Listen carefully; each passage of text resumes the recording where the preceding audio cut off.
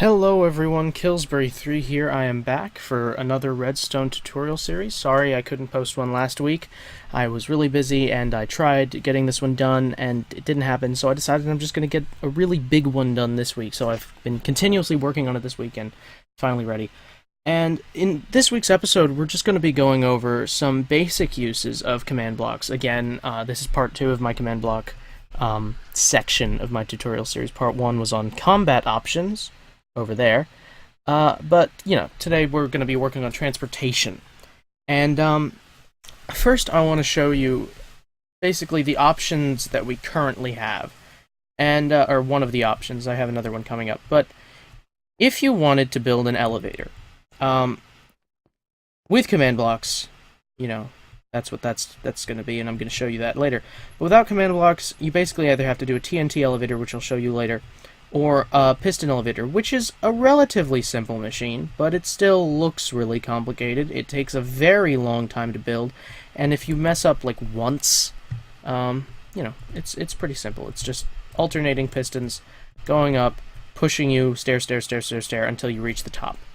And but the problem is it takes a really long time to build, and it's also not the most reliable. There we go. If you have any lag whatsoever, you are not making it up this, and I have a lot, right? That's the other problem. It's also really noisy. Let's see if it will work for me at all. Nope. Yeah, it's also really noisy, and it's just obnoxious. And like I said, if you have any latency whatsoever, you are not going to make it up that elevator. There's just too much redstone for a computer to deal with, and I have a lot of latency right now because I'm recording in rather high quality. Because you deserve the best. And also, yeah, it takes a really long time to get up. It's an obnoxious contraption. It's cool if you can make one, and you can make it in survival, which is also really cool, but, it's just not convenient.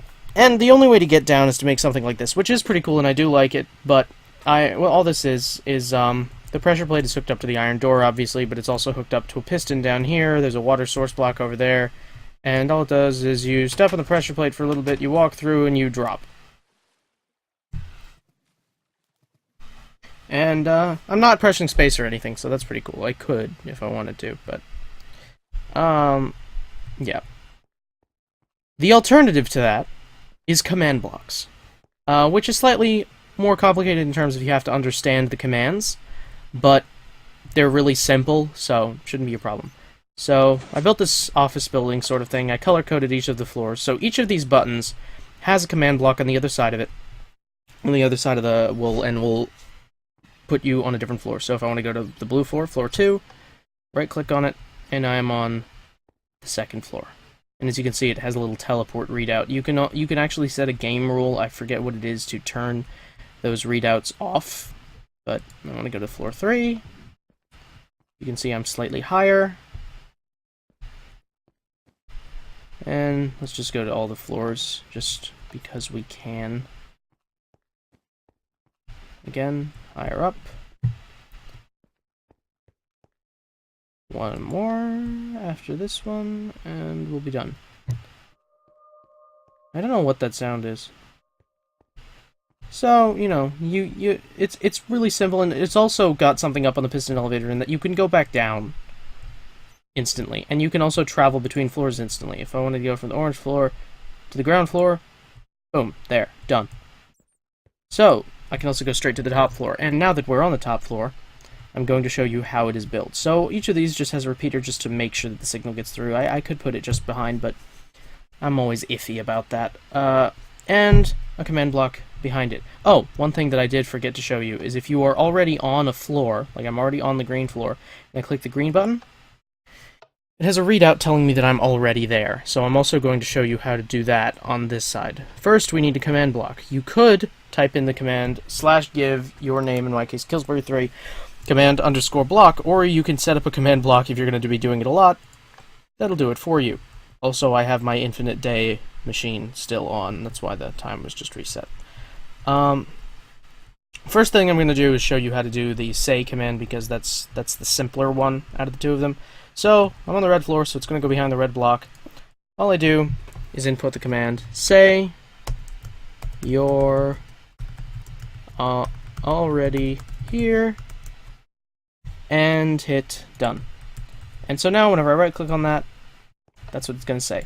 There is also one other thing. If you want to make it a bit more personal, you can put, comma @p, and what that'll do is it'll read out the name of the person who clicks the button when they push it. We're already here, Killsbury3. So that's kind of cool. So that's what you do for, and you just alternate it, and this is so much simpler to set up than the piston elevator. The other part is the teleportation block, and the way you do that is you use this command. It's /TP, /teleport basically, @P, which means the closest player. As you can see, there's a key here. And these are more server wide, but this is for like single player maps, that type of thing. So TP @P, and then the appropriate coordinates. In this case, this is going to be replaced with 57 because that is the Y coordinate. It's X, Y, and Z. X is X and Z are both forward and backward, and Y is up and down. So, oh no, I didn't want to do that. I didn't want to change it in this block. I wanted to change it in the other block. This is still 64. But if I select all, copy, and then paste it in here, and then change it, that's going to be better. There we go. So now, if I right-click on this, it will teleport me to that location. In this case, the bottom floor. I'm just going to go back up to the top.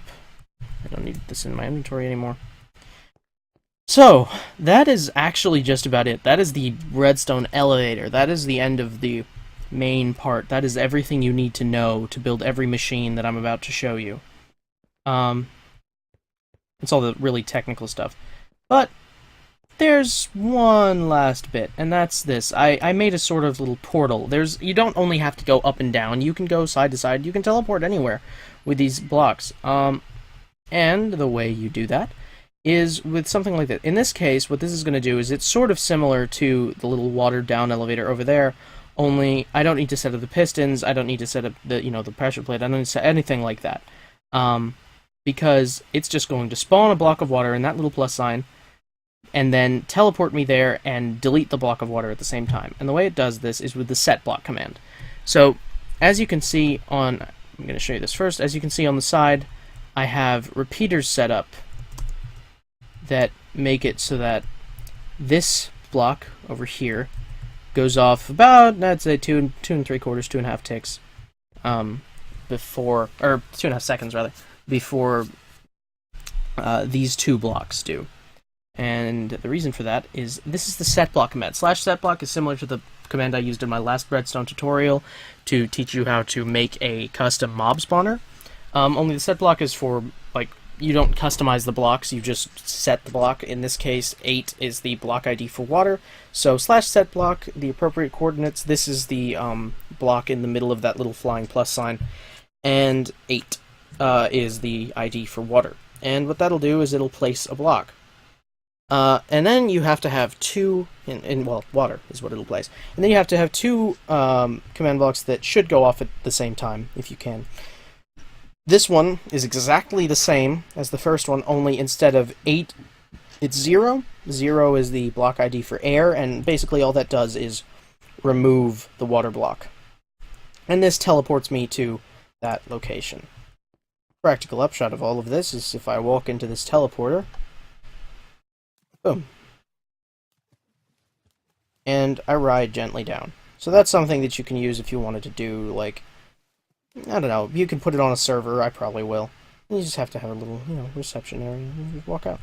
And it is important that you do have that little 4-block arrangement. You're just with a 1-block opening of some sort, and the water has to spawn in the middle. If you do not, the water will spread out, and it'll be messy. It's annoying to deal with. Yeah, I guess you can just make the hole you fall into wider, but why bother, right? And there's some other uses for that command, but I'll cover them at a later date. Although you can do this, set it up in a tube of some sort with block openings for every floor. You can have a down elevator that works slightly you know, it's not as fast, but it's kind of cooler. You can just put an elevator that teleports you to the top and goes all the way down. That way you'd only need to have, like, one button, and you'd be able to choose which floor you went on, like, after you just hit one button.